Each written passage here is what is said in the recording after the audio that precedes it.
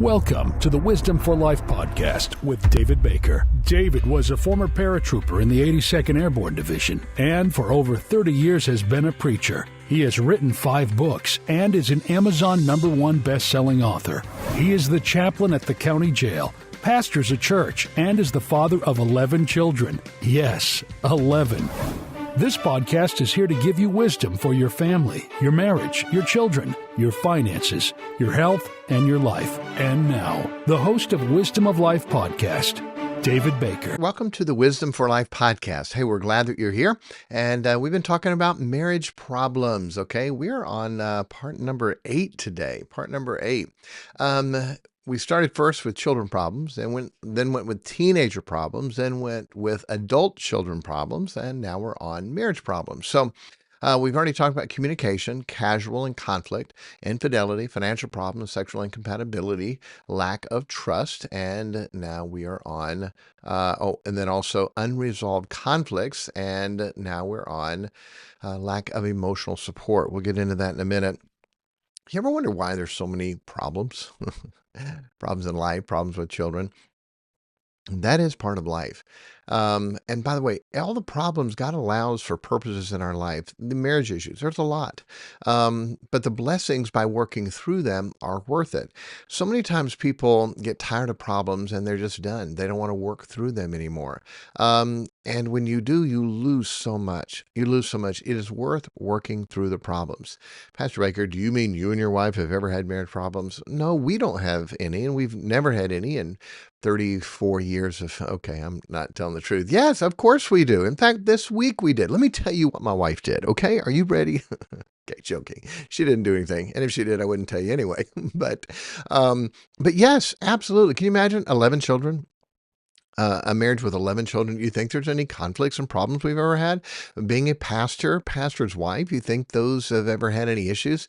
Finances with 11 kids and a pastor's salary, you think that's ever caused any problems?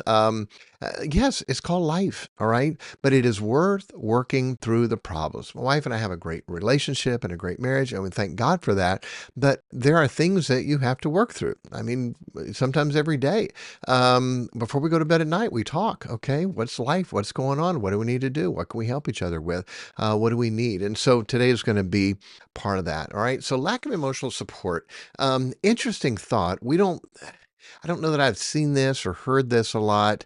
I do from counseling, but as far as when people list the major problems in marriage, okay? Children, in-laws, finances, intimacy, religion, and communication, okay? The 6 major problems in marriage. But lack of emotional support really is. God made us emotional creatures, okay? We're made to be happy and sad, to be angry and have fear. We're made with emotion that we're surprised or disgusted, or the emotion of trust or anticipation or joy or guilt. All these emotions we have, and we're real. We are emotional creatures. And so the spouse is the best one to provide that emotional support to feed the emotions and things that we need to have. Now, we shouldn't ask them to do all of that. That's something we get. The joy of the Lord is our strength, okay? I should not have to be Mr. Comedian every day to make my wife smile and be happy. There's biblical principles on how to be happy and how to have joy. But it is a part of a spouse's job to help provide those the emotional support that they need. When we looked up this and defined it, it said feeling unsupported emotionally can lead to feelings of loneliness and isolation. And so here's what happens. Oh, they don't care. They don't care about my feelings. They don't care about my emotions. They don't care how that hurts me or affects me. And those things really do cause problems, and we need to think about that. For women, big things are security, okay? The security, fear, finances. And the right kind of husband can help her with that. Honey, it's going to be okay. We got this. God's got this. We're going to make it through this. Yes, we're in a tough time right now, but I know we're going to be okay. And here's what we're going to do. Step 1, step 2, step 3, and give them that security for that. The older we get, the more that bothers my wife. What's going to happen? What if something happened to me? I need to make sure that she's going to be secure and knowing she's got a home that she can take care of, that she's got finance that she could be okay, that she doesn't have to sell the house and and go work a 40-hour-a-week job to be able to take care of herself and our children. And so those things are a big deal, and it's not hard to be able to do, to have an insurance policy if something happens where they can be taken care of. So it really is a big deal to be able to have that. They need someone who will listen to them and not have to, quote, fix everything. Okay, you've heard that before. Brother Whiff, my assistant pastor, great guy. And he said, yeah, it really helped me one day. My wife, he's a good fix-it guy, like most husbands, and she brings up a problem, and he's like, wants to fix it. And he said, I learned that when my wife starts to tell me something, I stop and say, okay, hold on. Is this something you need me to fix, or you just want me to listen? And so many times she says, I just want you to listen. Okay, great. And you turn off the fix-it part of the brain, and you just listen. And many times that's what they need, an emotional support, someone who will listen, someone where they can vent, someone where they can get things off their chest, what they're feeling and what's going on. And if that helps them, great. Now, that's usually not how guys are as much. We want to fix the problems and be done with it. But if they need someone to talk to, then shouldn't the husband and the spouse be that for them? I'll tell you the problems if we don't in a minute. There's a video. If you have not seen it, you need to go see it. It is hilarious. It is it is called It's Not About the Nail. Okay. That's the title of it. So it should come up with that. I always just type in woman with nail in head. Okay. And you got to see it. I'll tell you it because I want you to get understand the illustration. So his wife's talking to her husband, and her face is off screen where you can't see everything. And she is explaining to her husband how she has these horrible headaches and they won't go away. And she's sharing this all with him. And he said, well, it may be that nail that's sticking out of your head. And she literally has a big framing nail sticking out of her head. And she's like, it's not about the nail. Why are you always trying to fix things? Why don't you just listen to me? Okay. And it's hilarious. You got to see it. That's the gist of it, but you got to see it. There's more there. And playing on that, many times women don't want you to fix things. They just want you to listen. That doesn't make any sense to me or that guy. If you just got the nail out of your head, I believe you'd feel better. It's not about the nail. So listen, man, your wife many times just needs emotional support, someone that she can talk to, where she's getting your undivided attention without the sports or without the game going on, or without a video game or without your phone, where she believes that you care, that you listen, and you care about her feelings and what she's going through. Okay? Really big deal. Women, men need you to help them with emotional support also. I'll tell you a secret. Most women probably know this, but most men are insecure. Okay, they're insecure. Their whole life, from the time they're a little boy, they compared with other boys. Who's the fastest? Who's the strongest? Who can beat up the other person? Who's the best at this sport, or the smartest, or whatever? Who's got the biggest muscles? That's been a comparison with boys from youth, just like with women. Who's the prettiest? And men, your wife needs to feel emotionally supported that you believe she's beautiful and the most beautiful person in the world. They need to feel that and that emotional support for that. Men need that security. They need someone to believe in them. They need someone to believe he's a good leader, a good provider, a good lover, a good husband, a good dad. Those are big. Men are insecure. Okay. Men are insecure. And a woman who understands this can build and grow her husband. Can build and grow her husband. One of my favorite verses in the Bible. It's simple, but it's so powerful. Proverbs 27:21. As the fining pot for silver and the furnace for gold, so is a man to his praise.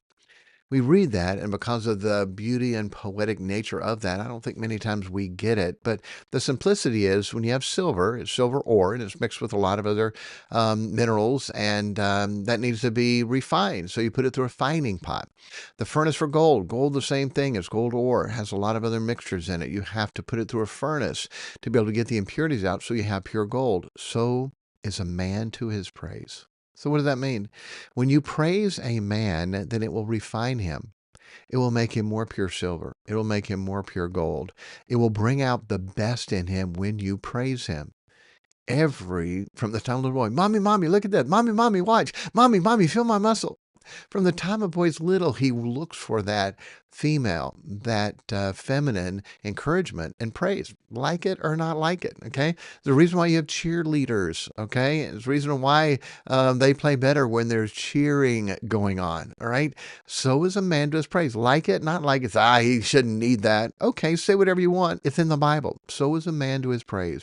When you praise him, when you give that emotional support, when you let him know you believe in him and that we're going to make it, and I know you're going to get us through this, and praise him for good things that he does, it's gigantic. And listen, it will make him want to do it more. I'm not talking about manipulating him. I'm talking about true, sincere, real praise. Now, let me tell you what happens when we don't do this. So many affairs start out like this on both sides. For the woman, it is she found someone who will listen, someone who cares, someone who will take the time to actually hear her out instead of just trying to cut her off and fix it. Some guy at work, some friend, the mailman it used to be who'd come by and just talk, just listen. He was just such a good listener. And what happened? Those affairs happen. Men, your wife needs somebody to emotionally listen to her, and that needs to be you. And if that becomes another man, then you're in trouble. Okay, you're in trouble. You should not ever have that. Oh yeah, my wife has this friend and they talk, and no, you don't need that. You don't want that. You need to be that listening ear for her to give her that emotional strength and support. Women, same thing. You know what happens in the men affairs? Some woman praised him. Some woman said something good about him. Some woman was kind to him and thought well of him and said something good and praised his ego. And guess what? She had him. She had him because he starved for that. The wife, the only thing she does is put him down. And why didn't you pick up this? And when are you going to take care of this? And what's going on here? And I've told you 3 times to fix that door and you haven't fixed it yet. And that's all he gets from her. And he goes to work and some nice, attractive, kind lady smiles and says nice things to him and praises him for good things. It happens. Okay. Shouldn't on either side of it. We should watch for those warnings, but wouldn't it be so much better if when a woman did that, guys were like, sorry, that does nothing. My wife, she is the one who praises me. She is the one who builds me. She is the one who tells me how wonderful I am, and I don't need that from anybody else, okay? Same thing for a woman. If another man, well, tell me about it. What's going on? No, I'm sorry. You're not my husband. I talk to my husband about things that hurt me and that bother me. I have some emotional support for that. Really is a big deal, okay? Ending, ask this. What do you need from me emotionally? Ask your wife, what do you need from me emotionally? And listen. You'll shock her. It's security. What fears you have that you need me to help you with? When you need to talk about something and just need me to listen? What do you need from me emotionally? And women, ask your husbands that. What do you need from me emotionally? And if they can, share that and ask that. And okay, what about this? What about this? What would help you? What hurts you emotionally? Ask them both that. Make sure you know what their love language is. Some people disagree with this. I think there's some truth to it. There are people, we are different and we understand love differently. I teach a whole lesson on this with our dog that 17 years of Great Pyrenees. And my son goes to tell her, I love you, princess. That was her name. And she just looks at him. She doesn't get it. He comes back and writes a poem, perfect rhyme and meter. She doesn't get it. He puts that poem to a song and brings his guitar out and sings to Princess the song he wrote now. She doesn't get it. What do I do? Oh, a can of real meat dog food and rubber belly. There you go. Now she understands that love. We're all different. The words of affirmation for some, okay? Praising them. They love that. Other people, not so much. Acts of service, helping out around the home, doing things to serve the other person. That is a big deal for them. Receiving gifts. Some people, a little gift, a big gift, something special. Thinking of them, that's great for them. Some people are like, why did you waste money on that? Okay? Find out what your spouse needs and wants to understand love. Quality time. Just spending time, hanging out, physical touch. Okay, that hug. Even non-sexual, just stopping by the kitchen and giving her a hug when she's doing dishes and wrap your arms around her and hold her tight. A big deal. Okay, some people, it's not a big deal. Find out what your spouse loves and appreciates and do that. The problem is sometimes their love languages, they love words of affection and affirmation, so they give that. But the other person, they understand touch and don't get that because this person doesn't have that same love language. So find out what they need. Emotional support of love, okay, is really a big deal. You'll help your marriage a whole lot when you have that, okay? Hey, God bless you, and have a great week. We'll talk to you next time. Take care. Welcome to the Wisdom for Life podcast with David Baker. David was a former paratrooper in the 82nd Airborne Division and for over 30 years has been a preacher. He has written 5 books and is an Amazon #1 best-selling author. He is the chaplain at the county jail, pastors a church, and is the father of 11 children. Yes, 11. This podcast is here to give you wisdom for your family, your marriage, your children, your finances, your health, and your life. And now, the host of Wisdom of Life podcast, David Baker.